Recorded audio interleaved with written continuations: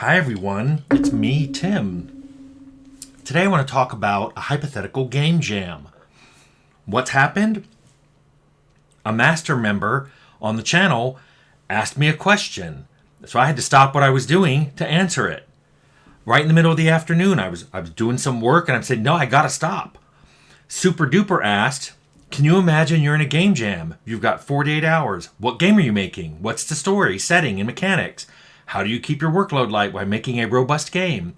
And just to complete the image, the theme of the game jam is your hobbies. So it has to be a game about something you love, like chocolate, or baking, or game design, or whatever. That's a neat question. I have no idea what a game jam is exactly like. I've never been in one, but I know people have. So let's start with what game I would like to make. Until I reached the part where he said it was themed after your hobbies, I thought, oh, I know what I want to make. I'm going to make a space combat game. I've never got to make one of those. I have a little toy. It's a little space game. You guys have seen it.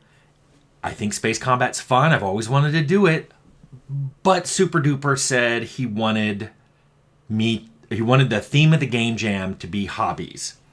So I thought about what he suggested, how could I make a baking one? And there's all kinds of things, cooking mama and stuff like that. Could I make a chocolate themed one? Yeah, but that would mean everything's kind of brown. And I thought Fallout was my brown game. So I thought about another hobby I have, which I've talked about on this channel, which is dice. I love dice. I love buying dice. I love looking at dice. I like playing with dice. So dice it is. And guess what? I've already got a toy for that too, because I've made a dice toy, just a dice roller. So I can already get started. And by the way, so this is a game jam. And my advice for anyone in a game jam is that you always work towards your strength and try to avoid any of your weaknesses. Because this is not time to learn. You have 48 hours. You should not be looking up, this is how you do a pixel shader, or I think I'll learn how to do lighting today. No, go with what you know. Try to avoid the things you know you're not good at. For me, what this means is I know my strength is I can code quickly, especially game mechanics. I also have a whole library of toys, and I've shown them to you, and they're done in Unity and C#. So my game jam, I'm going to make my game in Unity using C#. What are my weaknesses? Flattery. No, my weaknesses are I can't do art. I can't even do a little bit of art. I can't even make a mouse cursor. And I've been told that by an art director. I also don't write good dialogue. I can write good text, like lore text and, a narrative monologue, but not a back and forth dialogue with an NPC. So I probably want to avoid having NPCs that you get in conversations with. Also, I'm old. I can't crunch for weeks like I used to when I was young and passionate and a little stupid. But you know what? I can easily crunch for 2 days. I could easily crunch for 48 hours because guess what? Guess what a secret power of being old is? I can easily get by in 4 or 5 hours of sleep a night. That happens to me naturally. Do you think I can't cause it? By the way, this has caffeine in it. It tastes like watermelon, but it has caffeine. So if I have adequate supplies of this caffeinated watermelon beverage that I like so much, or a lot of cold brew, I could probably get through any game jam. And also it makes me talk really fast. So let's dive into what Super Duper asked. What am I going to do for a setting?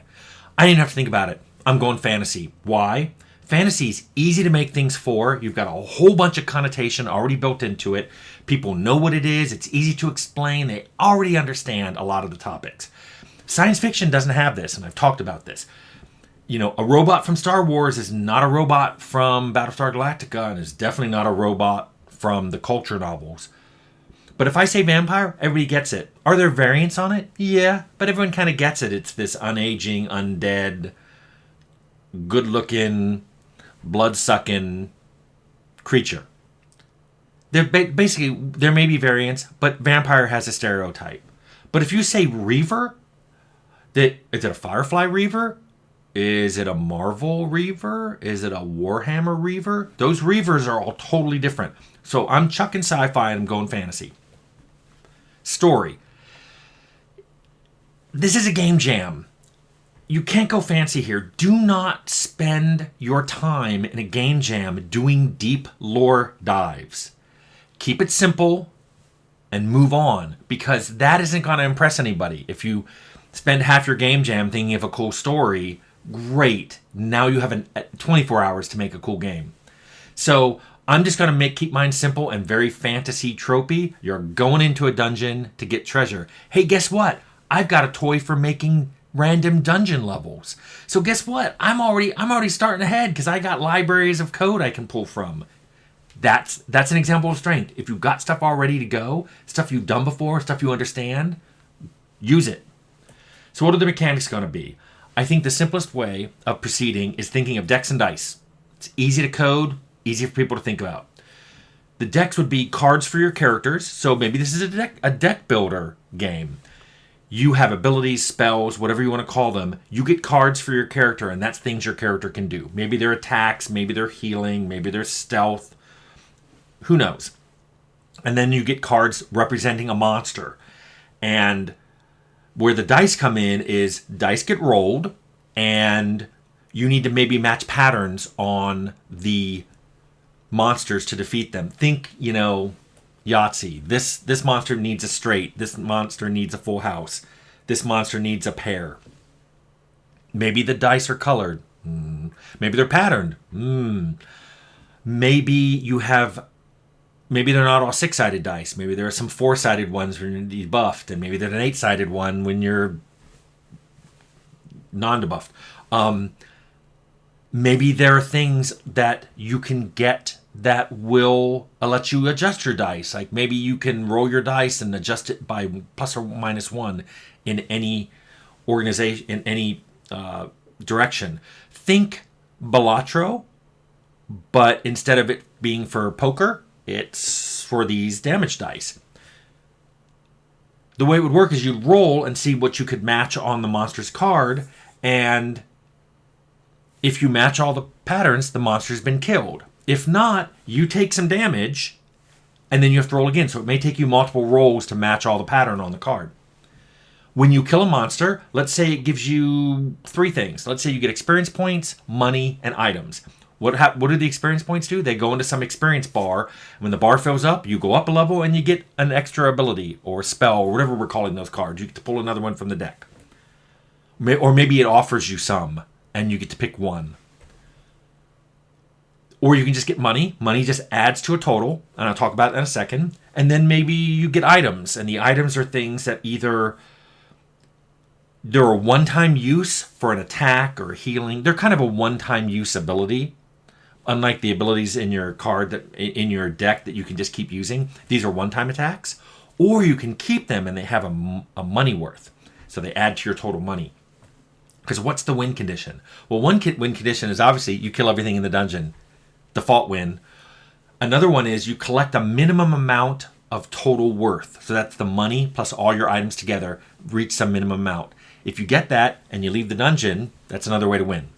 So you could even think about, you may make a character that tries to win by stealing the items. Maybe one of your abilities is to steal an item, and if you're successful, you get the item and the monster doesn't start attacking you. That could be really fun. You might be able to build towards this stealthy character.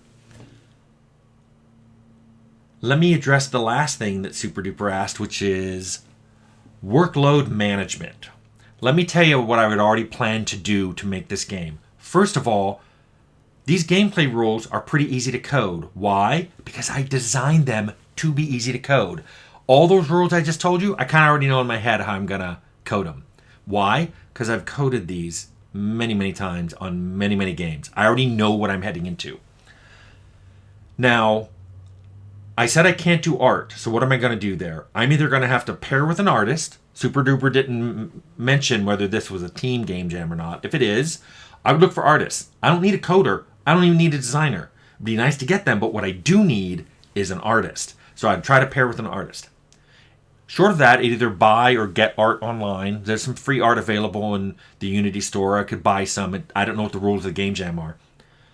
I can also probably make really simple models for things like walls and dice, Probably not monsters. I'd want, at the very minimum, I'd buy like some 2D art and put them on the monsters cards. Same thing with sound. Can't really make them. I just get a sound library and stick it into the game. One thing I'd be very careful, because this is a game jam and you only have a limited amount of time, is I would try to avoid feature bloat. A lot of people can hear what I'm making and go, oh, we should do this and add that, and why don't you do this thing, and then we can have this kind of variation. It's like, we only have so much time.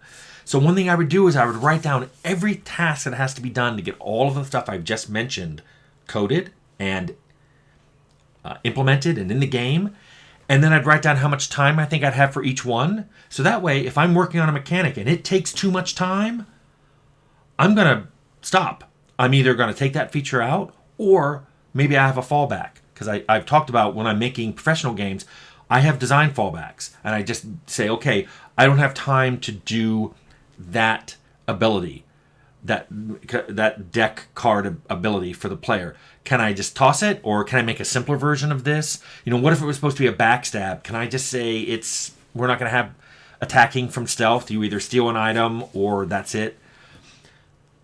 And then the biggest thing I'm going to be looking out for is making the user interface. I've said this before, but I've never encountered a bigger time suck on any of my games than user interface. It always seems to take longer to make than you think. So what I'm deliberately doing here is I'm keeping it really simple. Rolling dice, displaying cards, displaying bars filling up, whether it's your total XP or your total money. The items can be cards, the monsters can be cards, your abilities can be cards. So I've kept it really simple. If I can have a card display, and it's really easy to display rectangles with some text and art on it, boom, I got my game. And then behind it, you can see the dungeon in 3D and dice rolling and onto the floor, and you can see what the numbers are.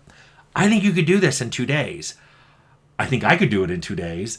I need to have art somehow to get art, but I think I could do it. So that's what I would plan to do. If I was doing a game jam, that's what I would make. And I hope that answers your question. Super duper.